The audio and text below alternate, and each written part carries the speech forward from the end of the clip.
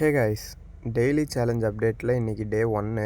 ஒரு பெரிய போராட்டத்துக்கு அப்புறம் இண்டிபெண்ட்டாக இருக்கணும்னு முடிவு எடுத்து பழையபடி ஆம்னி பஸ்ஸே ஓட்டலான்னு டிசைட் பண்ணிட்டேன். எந்த கம்பெனின்னு பார்த்தீங்கன்னா ஆப்பிள் ட்ராவல்ஸ் தான்.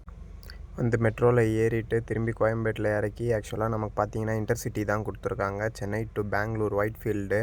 சரின்ட்டு இன்டர்சிட்டி ஆஃபீஸில் வெயிட் பண்ணிட்டு இருந்தேன். ஃபஸ்ட் டேன்றதுனால ஃபஸ்ட் ஆஃப் வந்து வேறு ஒரு டிரைவரை நான் எடுத்துகிட்டு வந்தாங்க. வண்டியோட டீட்டெயில்ஸ் அட்டாச் பண்ணியிருக்கேன் பாருங்கள். அதனால் செகண்ட் ஆஃப் நான் ஓட்டுற மாதிரி இருந்தது.